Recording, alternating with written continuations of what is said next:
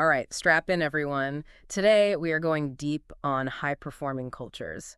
You've given us a really interesting mix of sources this time. You've Right. got everything from, like, Google to the Navy SEALs, even a whole crew of jewel thieves.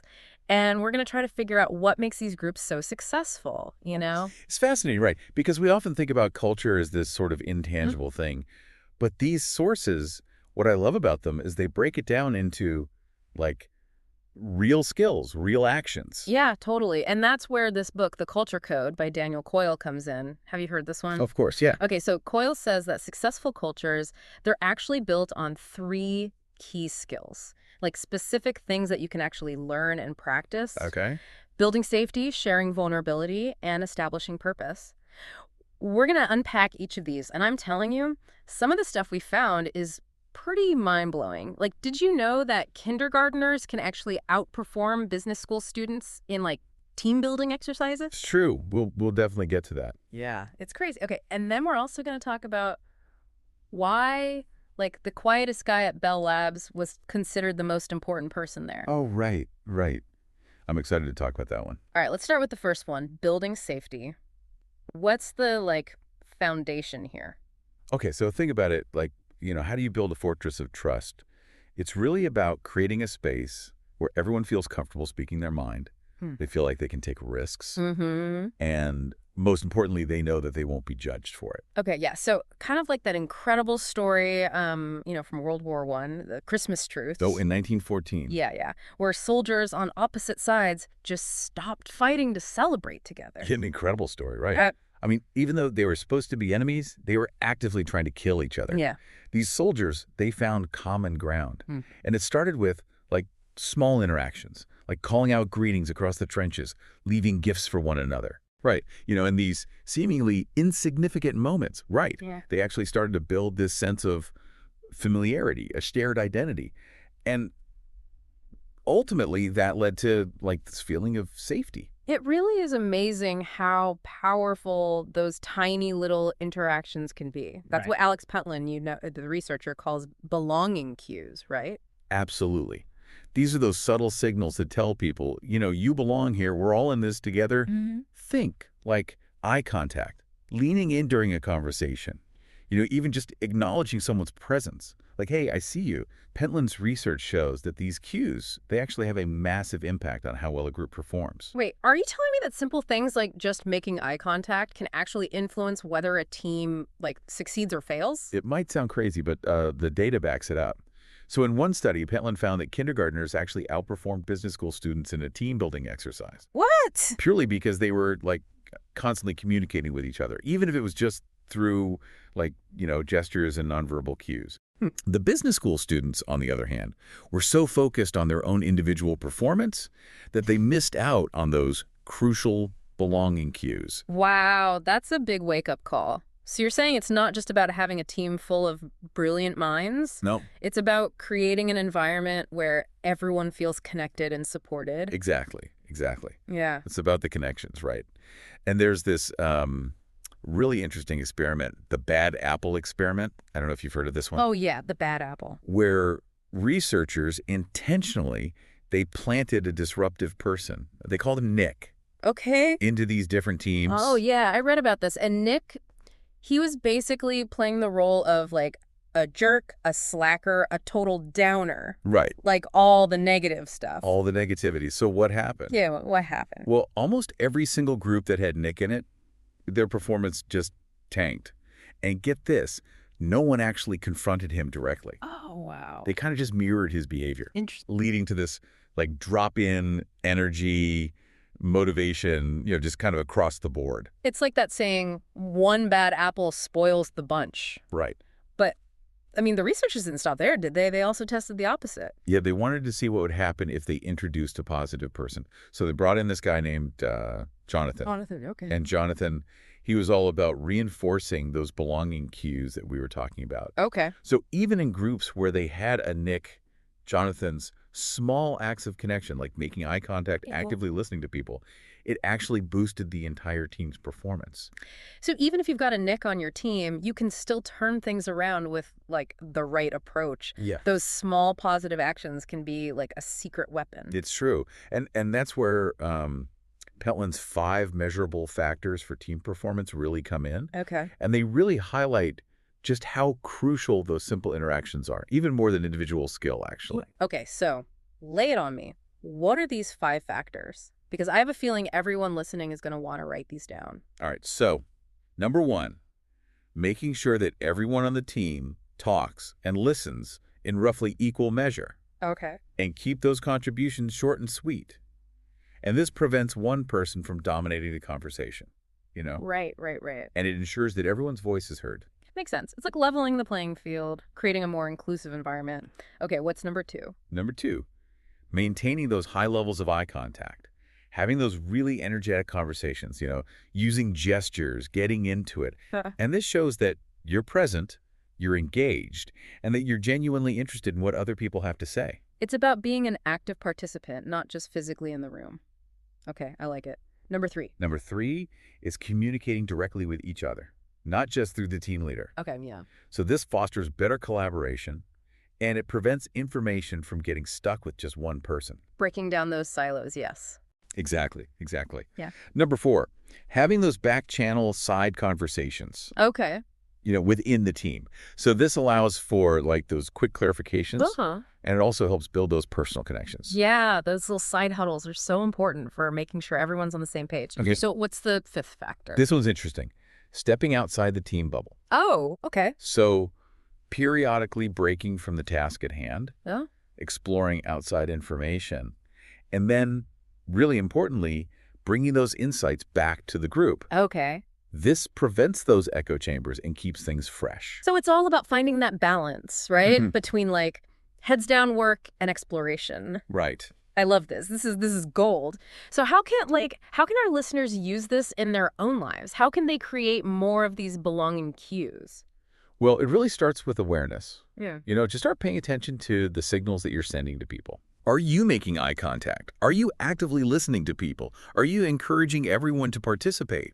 Just these small shifts in behavior can make a big difference. Totally. And remember, building safety isn't just a one-time thing. It's an ongoing process. You have to keep reinforcing those cues and showing your team that you value each and every one of them. And that leads us right into the next skill, right? Yes. Yeah. Sharing vulnerability. Yes. And this is where things get really interesting.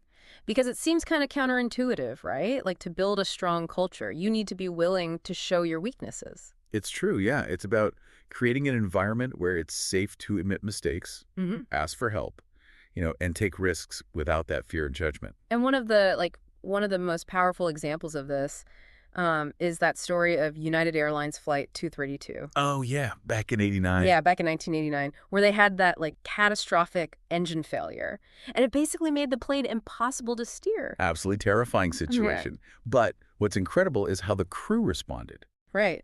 So the captain, Al Haynes, instead of trying to project this image of control, he just comes out and says, "Anybody have any ideas?" He talked about vulnerability. Right. Like, I don't know what to do, folks. Help me. Yeah, that takes guts to admit that. Absolutely. Yeah. And that one act of vulnerability, that was what opened the door for everyone to collaborate.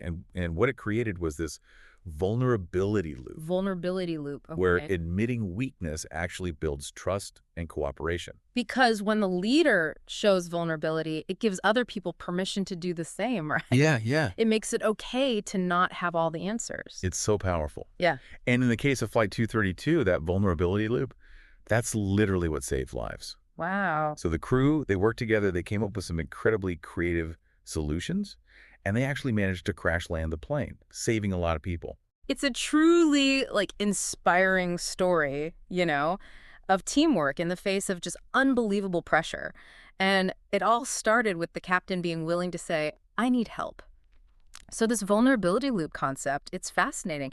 Isn't there a game that illustrates this, like the Give Some game? Oh, you're thinking of the Give Some game. Yes. It's this really simple experiment that puts people in a situation where they had to choose between cooperating or being selfish. Okay. So basically, You and a complete stranger, you each get 4 tokens, all right? Each token is worth $1 if you keep it for yourself. Okay. But it's worth $2 if you give it to the other person. Oh, interesting. But here's the catch. You don't know if the other person's going to reciprocate. So it's like a real-life trust exercise. Yeah, totally. So, like, what happens in this game? Do people generally cooperate, or are they just looking out for themselves? On average, people give about half their tokens away. Okay, so some cooperation. Right. But here's the really cool part. When researchers introduced a small moment of vulnerability right before the game started, like they would have one player just apologize for something really trivial, cooperation levels skyrocketed. That's amazing. So just that tiny little act of vulnerability totally changed the dynamic. Totally. It made people way more willing to trust each other. You know what this reminds me of? The MIT Red Balloon Challenge. Oh, that's a classic. So I remember reading about this. It was this nationwide scavenger hunt with a $40,000 prize. And DARPA, this government agency, challenged teams to find 10 red weather balloons hidden across the entire U.S. The whole U.S. The whole country. Crazy, Yeah. right? And some of the teams took a super structured approach, like almost military style. But the winning team, this group from MIT, they did something totally different. Oh, yeah, I remember this. They basically crowdsourced the whole thing. They just built this simple website and they invited anyone to join their team. And they offered rewards for finding balloons and even smaller rewards for anyone who recruited someone who found a balloon. That's clever. So it's like they acknowledged that they couldn't do it alone. They embraced the vulnerability and they tapped into this massive network of collaborators. Exactly, and it totally paid off. They found all 10 balloons in under 9 hours, beating out all these other teams with way more resources and experience. So what's the takeaway here? The takeaway is that vulnerability is like a muscle. And just like any muscle, the more you use it, the stronger it gets. The more we practice admitting our weaknesses and asking for help, the stronger our connections become, and the better we work together. This is such an important message for leaders to understand. You're not showing weakness by asking for help. You're actually building trust. So how can our listeners start to encourage more vulnerability within their teams? Well, start by creating a space where it's safe to make mistakes. Encourage your team to share their challenges, ask for help when they need it. And when you make a mistake, own up to it. Don't be afraid to say, I don't know, or I need your help on this. It's really about modeling that behavior and making it clear that it's okay to not be perfect. Yeah, because those seemingly small acts of vulnerability, those can have a huge ripple effect. They can transform a team from just a group of individuals into a powerful, cohesive unit. Okay, so we've covered building safety, we've covered sharing vulnerability. Are we ready to tackle the third key skill, establishing purpose? Let's do it.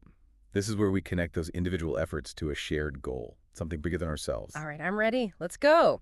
Okay, so we've talked about building safety and vulnerability. Now let's dive into that third pillar of high-performing cultures, establishing purpose. This is where it gets really interesting, right? Connecting individual efforts to something much bigger, a shared goal that gives real meaning to our work. Yeah, it's about answering that fundamental question. Why are we doing what we're doing? And, one of the most powerful examples of purpose in action comes from Johnson & Johnson's response to the Tylenol poisonings back in 1982. Oh, wow, yeah, that was a huge deal. Someone tampered with Tylenol capsules, lacing them with cyanide. It was a total PR nightmare. It was, but what's so remarkable is how CEO James Burke responded. He didn't prioritize, damage control or protecting the brand. He focused on people. Yeah, he actually went against the advice of, the FBI and the FDA. Wow. And he ordered a nationwide recall of every single Tylenol product, something like 31 million bottles. A bold move, incredibly expensive, but it was driven by this clear sense of purpose. And, their actions were guided by Johnson & Johnson's credo, this simple document that outlines the company's responsibilities to its stakeholders. And that credo, it starts with this really powerful statement. We believe our first responsibility is to the doctors, nurses, and patients, to mothers and fathers and all others who use our products and services. Talk about a guiding light in a crisis. Exactly. That statement of purpose, it informed every decision Burke made during that crisis, from the recall to the development of tamper-proof packaging. And it ultimately, saved the company. They put people first, they earned back that public trust, and they actually emerged from the crisis even stronger. It's proof that purpose isn't just some feel-good concept.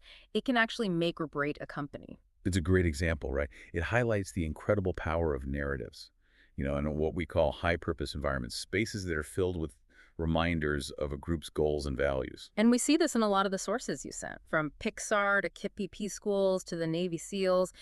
These groups are constantly reinforcing their purpose through stories, rituals, even the design of their physical spaces. Yeah, like take Pixar, for example.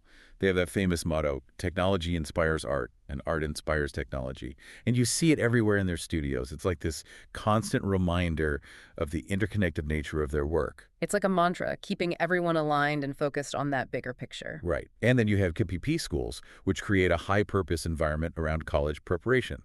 So they name classrooms after colleges, they decorate them with college memorabilia, even the bathroom mirrors ask, where will you go to college? Wow. It's like they're creating this culture of aspiration, constantly reminding students of their potential.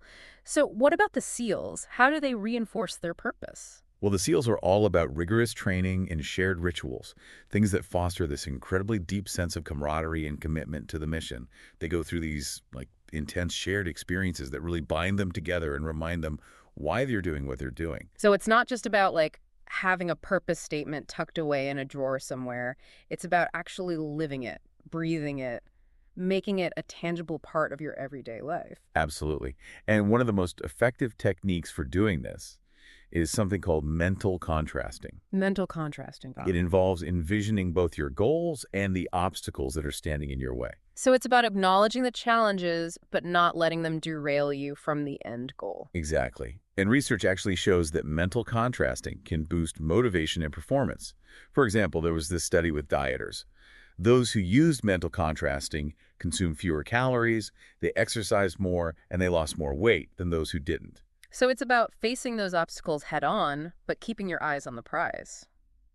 Speaking of motivation, there's one of the studies that you sent that really blew me away.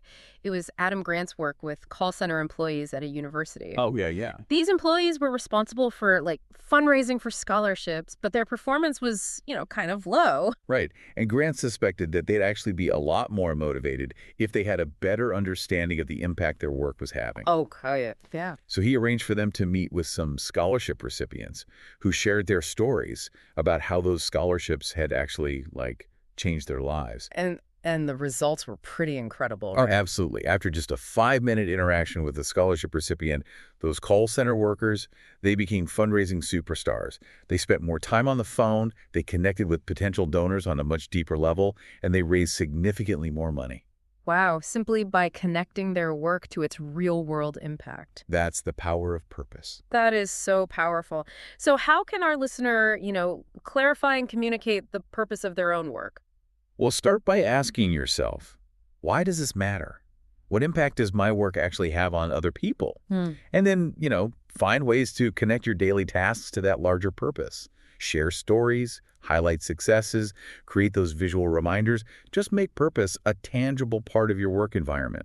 Because when people feel a sense of purpose, they're not just going through the motions, they're engaged, they're passionate, and they're truly making a difference. Right, exactly. Now, before we dive into specific leadership styles for different purposes, let's do a quick recap of the 3 key skills we've covered so far. Yeah, sounds good. It's a lot to take in, so a recap will help solidify these ideas. All right, so first we have building safety. This is all about creating that environment of trust and connection through those belonging cues we talked about. Remember, simple things like eye contact and active listening can go a long way. Then we have sharing vulnerability, creating a safe space where people can admit mistakes, ask for help, and take risks without fear of judgment. Those vulnerability loops can be total game changers. And third, we have establishing purpose. This is about connecting those individual efforts to a shared goal, something bigger than ourselves. And it's about constantly reinforcing that connection through stories, rituals, and those high-purpose environments we talked about. Okay, I'm feeling energized and inspired, ready to explore how these principles actually play out in different leadership styles. Let's do it. We're going to contrast the approaches of Danny Meyer, the renowned restaurateur, and Ed Catmull, the president of Pixar. This will highlight how they build purpose for proficiency versus creativity. 2 very different but equally important goals. 2 wildly successful leaders in 2 very different fields. I'm all ears. So Meyer's approach is all about creating a sense of home in his restaurants. He's obsessed with consistency and delivering that, exceptional service. Catmull, on the other hand, focuses on fostering a culture of iterative creation, where embracing mistakes and imperfection is actually key to achieving those groundbreaking breakthroughs. I'm fascinated by both of those approaches. So where do we begin? Well, let's start with Danny Meyer, the mastermind behind some of New York City's most beloved restaurants, like Union Square Cafe and Gramercy Tavern. His leadership style is like a masterclass in building purpose for proficiency. Yeah, Myers restaurants, they're known for their incredible service. Like you walk in and you instantly feel taken care of. It's like being welcomed into someone's home. Exactly. And that feeling of home, it's intentional. Meyer achieves it through like meticulous attention to detail and a really deep understanding of human connection. One of the things that stood out to me in the sources you sent was his emphasis on like simple rules and catchphrases. And it's not just lip service though, right? They're like behavioral heuristics that guide every interaction. You're right. These catchphrases like read the guest, make a charitable assumption, and recover, apologize, go above and beyond, they actually serve as these like guiding principles for his employees. They help them navigate those complex situations and consistently deliver exceptional service. It's like having a playbook for creating those like wow moments that leave guests feeling truly cared for. But Meyer didn't just stumble upon these principles overnight, right? Not at all. He learned them the hard way through those early struggles and mistakes. The Sam incident at Gramercy Tavern was a big turning point for him. Oh, yeah, I read about that. A regular customer complained about being charged for a salmon dish she didn't fully enjoy, and the situation was like totally mishandled. Exactly.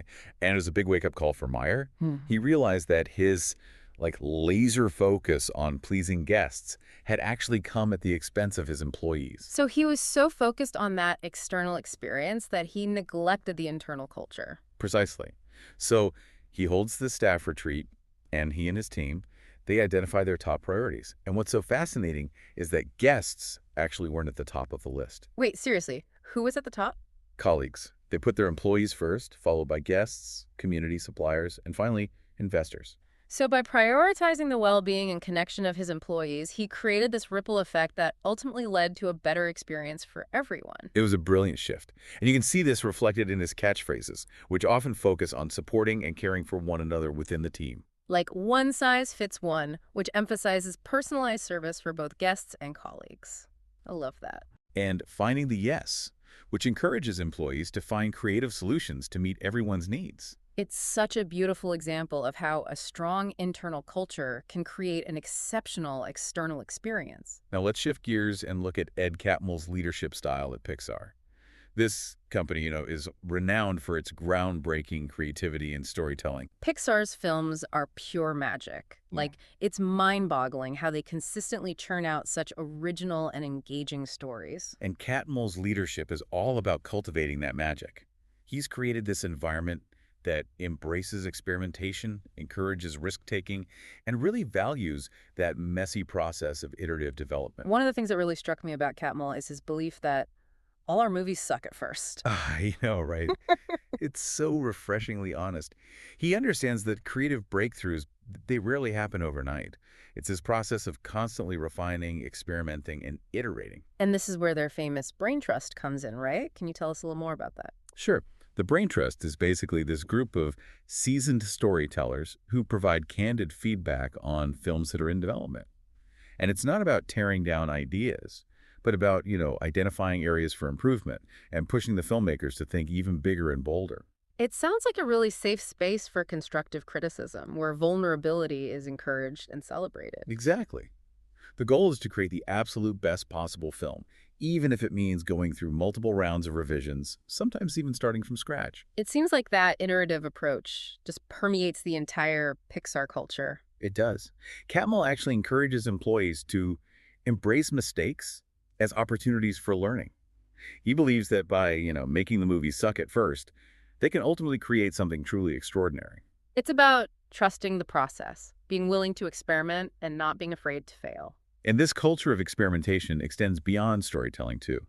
Catmull encourages employees to take initiative, try new things, and push those boundaries. Yeah. Even if they don't always, hit the mark. He's basically creating a space where people feel empowered to innovate and redefine what's possible. Right. If we compare Meyer and Catmull's approaches, we see how purpose is built differently for proficiency versus creativity. Yes. So Meyer, He focuses on those clear guidelines and consistent execution, while Catmull encourages that exploration and embraces the often chaotic process of discovery. It's amazing how those same underlying principles of building safety, sharing vulnerability, and establishing purpose can manifest in such different ways. It highlights that there's no one-size-fits-all approach to building a high-performing culture. The key is to really understand the unique needs of your team and then tailor your approach accordingly. Okay, I'm ready to go a bit deeper. What else can we learn about these high-purpose environments from our sources? Well, high-purpose environments, they're filled with these subtle but really powerful cues that connect the present moment to that future ideal. They're like beacons, guiding behavior and reinforcing the group's goals. Like how Pixar uses their motto, technology inspires art and art inspires technology throughout their studios, constantly reminding everyone of that shared purpose. And KPP schools creating that college-bound atmosphere, even extending it to the bathroom mirrors, right?